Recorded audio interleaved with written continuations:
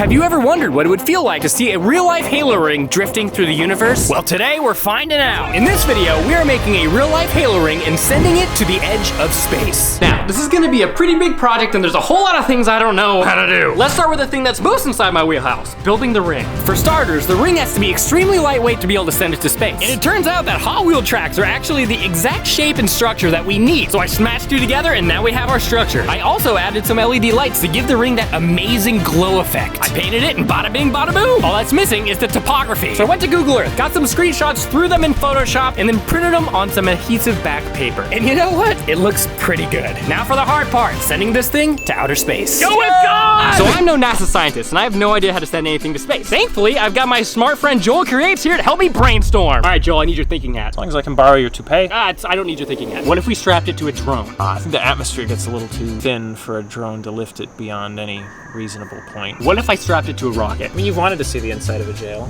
You know, there is an easier way to do all this, right? When most YouTubers want to send something up into space, they just strap it to a weather balloon. I knew there was a reason why I came to you, Joel Creates. Thought it was because I like this whole video was my idea. Anyway, here's how this contraption works. First, we have the weather balloon, which is filled with helium to provide lift. Attached to the weather balloon is a parachute, and attached to the parachute is your payload, which is what we're gonna tackle first. So let's look at my designs in SolidWorks Maker Edition, which is also the sponsor of today's video. I've been using SolidWorks for many, many years to help me bring my designs to life, and today is no exception. Determining the pros and cons of your design before you make the prototype is crucial, and modeling your design in SolidWorks helps you do that. This is my first model. The halo is attached to the payload with clear plexiglass arms. This design is very sturdy and compact, but it only allows us to have one camera angle. This is my second design, where the halo is suspended underneath the payload with some fishing line. This design would allow for two different camera angles, above the halo and to the side using a 360 camera. But I think we have a third solution. What's better than one halo ring? Two halo rings. So I smashed these two designs together to create this monstrosity.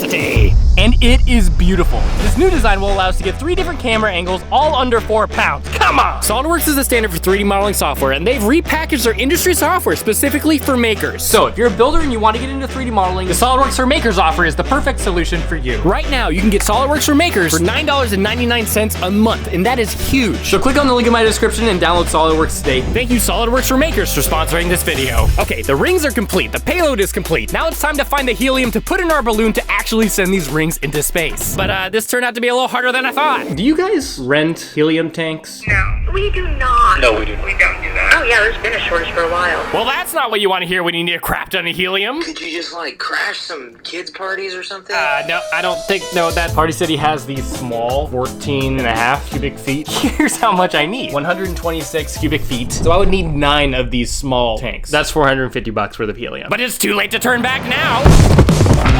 140 cubic feet of helium. We got the final piece of the puzzle out of the way. We have our helium. Now it's time for launch. It is 2:58 in the morning, and it is launch day. Today is the day that this ring goes to space. Why so early? Because it's supposed to rain all day. And because we're on a little bit of a time crunch, we gotta drive somewhere where it's not raining. So now it's a race against time. To help with the launch, I brought my friends Ryan, Michelle, Caleb, and the one and only Master Chief. And after 2 hours of driving, we made it to the launch location. Oh God, the cloud is it's making its way over here. Oh, we gotta hurry up. Okay, with the incoming storm, it's time to get to work. Oh, wow. Starting to lift off. Ooh, it's happening. Oh, this is so cool. Well, my friends blew up the balloon. I realized really how much needs to go right in order for us to see this halo ring in space. A lot of nerves right now as this thing's blowing up. The cameras have to record, the external batteries can't die, the GPS has to keep pinging because if we don't recover it, then all this will be for nothing. And there's also a storm coming. I'm stressed. And as I finished setting up the payload, we ran into an even bigger problem. Oh crap. That's a really bad sign. With 2 helium containers left, we are at 1 pound of lift and we need at least 5 pounds to get to space. What the heck are we going to do? Okay. Party City's helium is pretty crap, but we need more. Hey Brad, we're going to space today. That's right, we are. So I guess we gotta drive to Party City, which happens to be an hour away. Does anybody want to come with me? And while we were getting new helium, Brian emptied the rest of the contents of each tank into the balloon and came out with almost 4 pounds. Thank you, Party City. This is gonna work. This is going to work. And after we got back, we put the new helium into the balloon and successfully reached 5 pounds of lift. We're going to space, baby. Okay, this is actually happening. We're at 5.27. It all comes down to this. After attaching the rings, securing the parachute, sealing off the balloon, and firing up the cameras, now is the moment of truth. Light is on. This is a science project, not drugs. I am so nervous. The cameras are all running. What else is there left to do? Anchor is off. Oh, it looks so good. Oh, it feels amazing. Oh, it's gonna lift. Oh my God. Oh, we're having it. Oh, it's gonna go. All right, this is happening. Will you do the honors, Chief? Release in 3, 2, 1. Go with God! And off it went. Our halos were headed to space. Oh my gosh, dude. It's up there, baby. Hold on a second. We still haven't got a ping from our GPS. Oh, here we go. Here we go. Here we go. Oh, thank goodness. That was actually terrifying. It says it's over there. Okay, let's go. I'm gonna take the car. I don't know. Our payload's in the air. The GPS is pinging. Now it's time for the pursuit.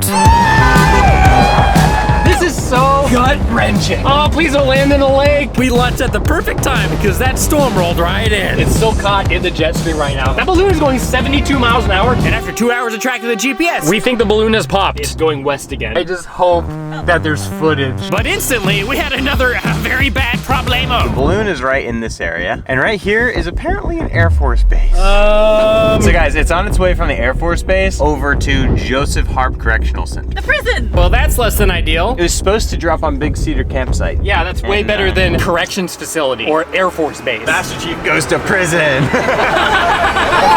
The ping! Where?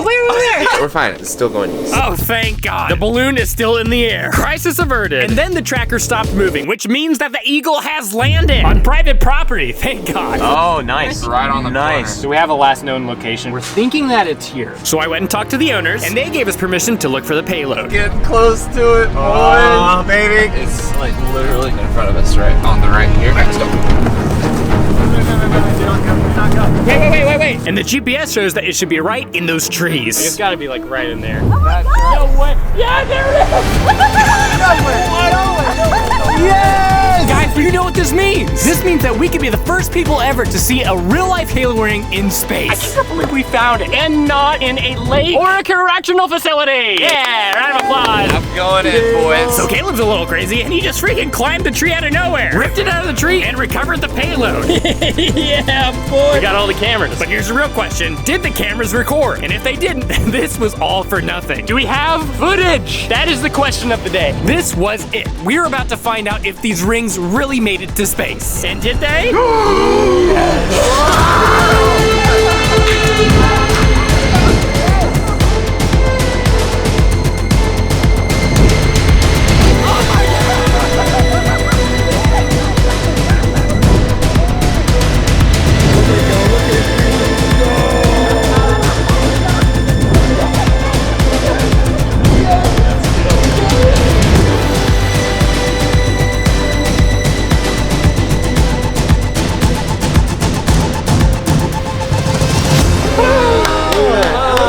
Like the real thing just floats in outer space. Look at it go. Look at it freaking go.